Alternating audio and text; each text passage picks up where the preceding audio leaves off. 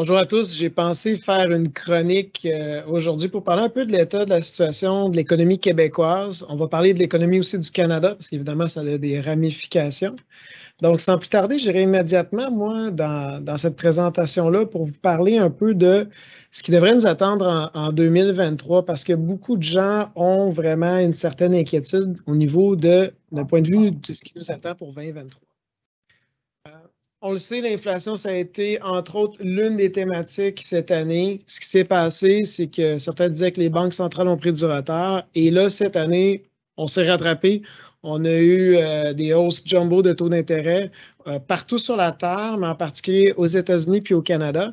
Et lorsqu'on regarde le taux directeur actuellement au Canada, on est revenu à peu près où on était dans les périodes avant la crise financière en 2005 approximativement. Donc, souvent, les gens, des fois, vont faire référence à ce qui s'est passé à l'époque où Paul Volcker était à la tête de la Réserve fédérale, puis dans les années 80, les taux d'intérêt étaient massifs. Le taux directeur est à 20,5 %. On est loin de là. Puis déjà, on commence à voir les effets de cette médecine-là actuellement. On prévoit encore d'autres hausses de taux d'intérêt. Mais par contre, à un certain moment, les banques centrales devront faire une pause et regarder ce qui se passe. Puis entre autres, au mois de juillet, lorsqu'on a eu la première forte hausse de 1 % du taux directeur de la Banque centrale du Canada, ce qui avait été mentionné dans le communiqué, c'est que les effets de cette hausse-là vont se faire ressentir sur une période de 6 à 18 mois. Et ça ne fait pas encore 6 mois que la première hausse significative a été faite. Donc, ça reste à suivre. Actuellement, ce qu'on peut voir, par contre, que cette hausse-là de taux d'intérêt, combinée avec des risques géopolitiques qu'on peut voir en Ukraine et toutes les autres ramifications, ça affecte la confiance du consommateur. Puis le consommateur, c'est important d'en parler parce que ça reste que tout près de 70 % de l'économie au Québec puis au Canada est influencée par le consommateur. Et là, actuellement, le moral, il est plutôt bas. On n'est pas loin des périodes creuses qu'on a vécues, entre autres au début du COVID, puis on se rapproche presque au niveau où on était durant la crise financière. Mais comme vous voulez voir, cette donnée qu'on appelle une soft data, qui est une donnée d'une humeur, c'est relativement volatile. Et ce n'est pas parce que nécessairement, finalement, que la confiance est bas que le consommateur va poser des gestes qui démontrent vraiment qu'il est si pessimiste. Puis ça, c'est ce qu'on va voir dans les prochaines semaines. Tantôt, je parlais que les hausses de taux d'intérêt qu'on a vues des banques centrales font déjà leur effet, en particulier au Canada. On voit déjà sur une base mensuelle une forte baisse de la variation de l'inflation. On n'est pas encore sorti de l'auberge. Passer de 7 % ou un 8 % d'inflation à 4 par exemple, je pense que ça va être la partie la plus relativement facile. Puis on vient juste de commencer à voir tranquillement une baisse de cette inflation-là qui ne sera pas linéaire mois par mois. Donc, lorsqu'on recule dans les années 80 puis on voit la baisse de l'inflation, ça s'est fait quand même en dents de scie. Donc, il ne faut pas non plus s'attendre qu'à chaque mois, systématiquement, on voit des baisses significatives parce que dans ton panier qui permet de calculer un coût d'inflation, ce pas toutes les données qui sont synchronisées dans la même direction, toujours au même moment. Et maintenant, ce qu'on peut aussi observer, c'est que l'inflation, on critiquait Jérôme Powell d'être en retard l'année dernière lorsqu'il disait qu'une bonne partie de l'inflation est transitoire. Mais tranquillement, on peut dire qu'il avait quand même raison. Par contre, ça a pris plus de temps qu'on pensait avant que ça se voit. Donc, l'année dernière, on avait vraiment des forts enjeux en termes de chaîne d'approvisionnement, puis entre autres, le coût de transport qui a des ramifications au niveau des coûts des aliments au niveau de biens durables, ça l'affecte tout. Mais là, on commence tranquillement à voir justement que les coûts de transport, entre autres le transport maritime, baisse puis revient à des niveaux pré-pandémie. Puis lorsqu'on regarde les pressions qu'on voit sur la chaîne d'approvisionnement, on voit de plus en plus ce facteur-là. Un autre coût transitoire qu'on peut penser, c'était l'année dernière, la vente de véhicules usagés parce qu'il y avait peu d'inventaire, hausse de prix de 40 %. On savait que ça n'allait pas être à chaque année toujours, ça allait toujours rester. Puis là aussi, on voit au niveau des hausses de prix, on voit une baisse des prix des autos usagés. Puis ça, c'était le deuxième facteur le plus important l'année dernière dans le calcul de l'inflation. Et ici, sur la légende, on n'a pas la légende sur le graphique, mais la tige de cette couleur-ci, je dirais turquoise, ça montre que dans le calcul de l'inflation, il y a une bonne portion qui, effectivement, c'est une inflation qui est influencée par l'offre, qui pourrait être transitoire. Ça va rester quand même un défi de baisser cette inflation-là parce que On a quand même un taux de chômage qui est relativement faible, puis les gens peuvent encore consommer, puis on va en parler. À court terme, on voit que la situation où on est, ça affecte le consommateur, puis va peut-être reviser temporairement une réduction de ses dépenses au niveau de dépenses discrétionnaires ou des dépenses importantes comme l'achat d'une maison, qu'on va parler un peu plus loin. Puis les entreprises aussi en ce moment, je pense que les entreprises ont vraiment quand même beaucoup de liquidités et ont des projets d'avenir. On voit vraiment un dynamisme auprès des entrepreneurs. Par contre, pour l'année prochaine, est-ce que c'est le temps vraiment de faire des investissements massifs? Je pense qu'il y a beaucoup de gens, autant au niveau des dirigeants d'entreprise que le consommateur, qui sont peut-être un peu sur leur garde puis attendent de voir comment que la situation va se dérouler. Puis ce qu'on voit, c'est que au niveau des projections de nouveaux embauches, on voit une baisse. Même chose au niveau en termes d'investissement en machines puis en matériel. Par contre, il faut relativiser parce que même si on voit une chute puis on focus que sur la chute, on a juste une partie de l'équation. Ça reste que les niveaux de projection d'investissement puis de nouveaux emplois sont relativement élevés par rapport à des moyennes historiques. Ce qui va se passer maintenant, c'est que si on gèle peut-être certains emplois, peut-être qu'on va voir le taux de chômage élevé. Est-ce qu'on devrait s'inquiéter? Ma réponse, ce serait non, parce que pour qu'on se considère une économie en termes de plein emploi, il faut que le taux de chômage c'est un taux inférieur de 5 %. Actuellement, au Québec, on est à un niveau de 4,1 %. Donc, même si le taux de chômage augmente, ça reste qu'on est relativement en plein emploi. Et ça devrait rester parce que pour les employeurs, il y a quand même un enjeu de main-d'œuvre, puis on veut conserver le talent. Puis je pense que les employés le savent parce que lorsqu'on demande une question aux consommateurs, puis on dit comment pensez-vous que la situation de l'emploi global seront dans votre communauté dans 6 mois, jusqu'à présent, oui, peut-être qu'on est moins enjoué à ce qu'on était au début de l'année, mais ça reste que relativement sur une période historique, je pense qu'on a confiance que les gens vont garder leur emploi.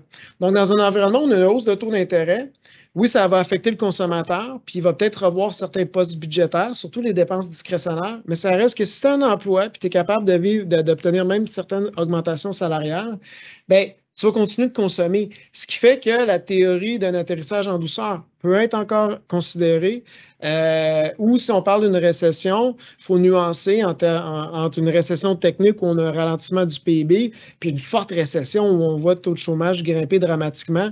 Actuellement, ce n'est nettement pas dans l'équation. Ce qui va affecter plus le consommateur, entre autres, comme je mentionnais, c'est les hausses de taux d'intérêt. Ça touche plein de facteurs, mais en particulier l'hypothèque.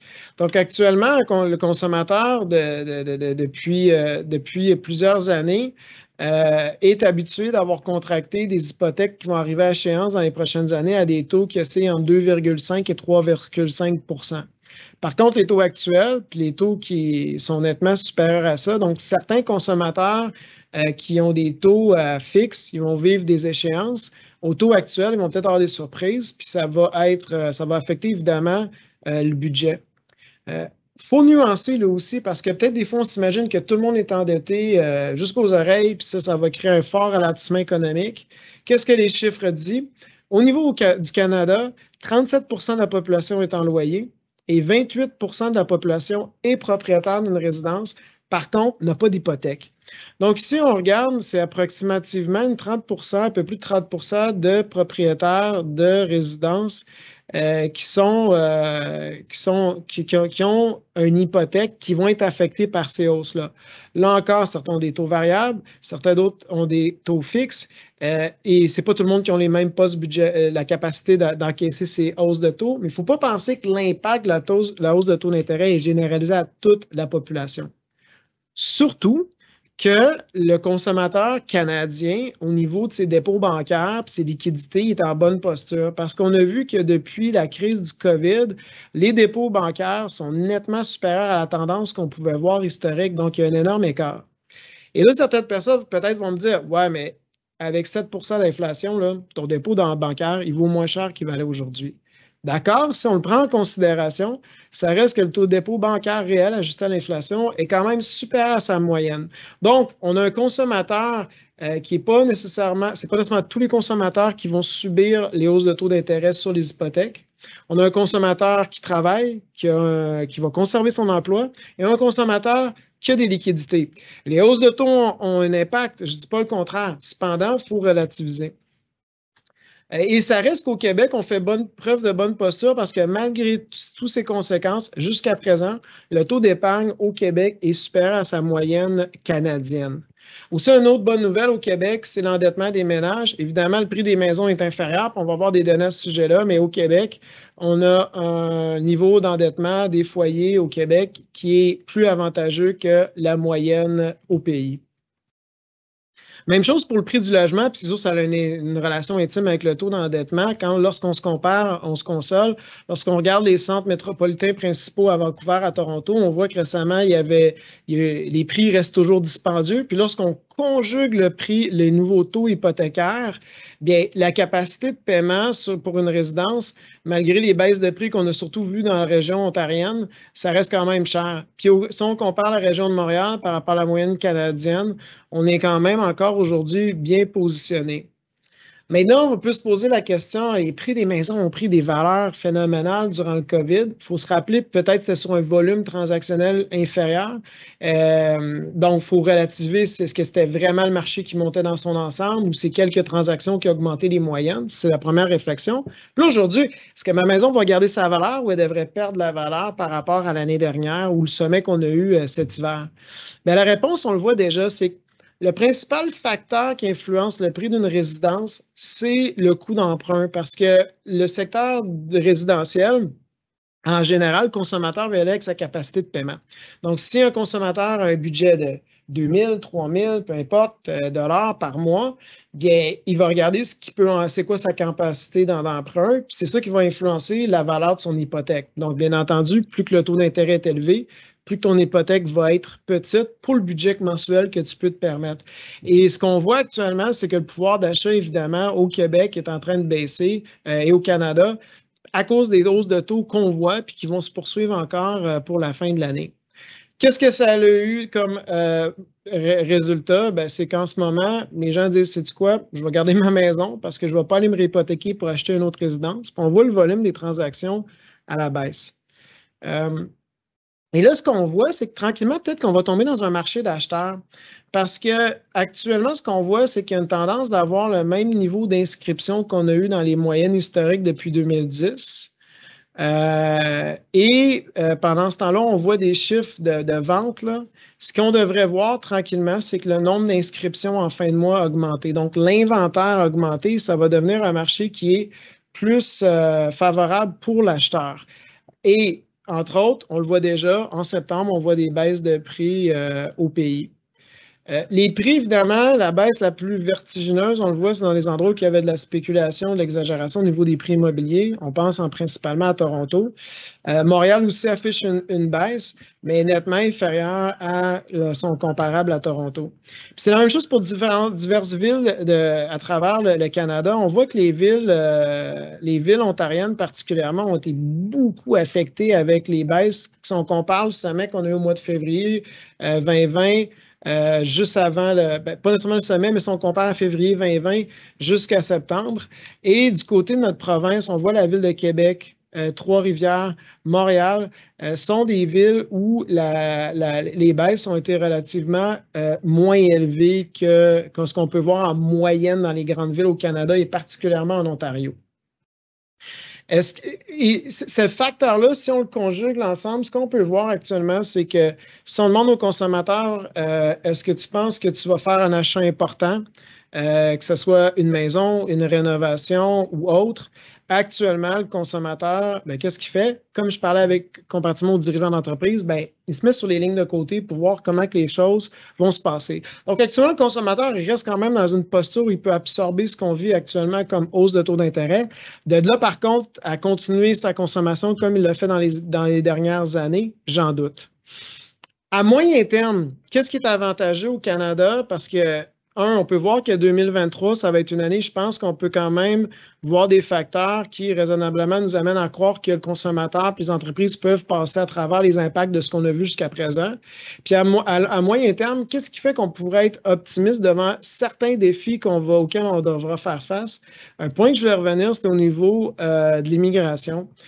On a vraiment actuellement une forte immigration au Canada et lorsqu'on compare à les moyennes historiques de d'autres pays, notre croissance de la population ne vient pas de la natalité, par exemple, par rapport aux États-Unis, mais vraiment, comme je mentionnais, par l'immigration.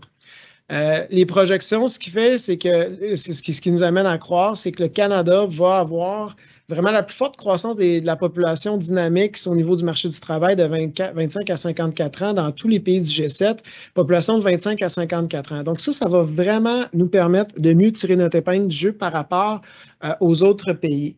Ça reste qu'il faut avoir un peu un regard, nous, ce qui va se passer au Québec, peut-être ce qui nous intéresse, c'est qu'on voit que les nouvelles projections, que notre croissance de notre population va être inférieure à la moyenne canadienne parce que notre taux de natalité puis d'immigration est plus faible. Et ça l'amène certains à s'inquiéter. Mais lorsqu'on prend d'autres facteurs en considération, ça reste que relativement notre économie canadienne est bien positionnée. Donc, l'objectif de la présentation, c'est un peu de vous donner un aperçu de ce qu'on peut voir au niveau, ce qui pourrait nous attendre pour en 2023 au niveau de l'économie québécoise. Comme je dis, on a vraiment des défis devant nous. On peut lire dans les médias à chaque jour. Par contre, pour le moment, lorsqu'on regarde notre position financière en termes économiques, je pense qu'on est quand même bien positionné en Amérique du Nord et au Québec en particulier pour faire face aux défis auxquels on peut s'attendre d'un point de vue économique. Je vous remercie.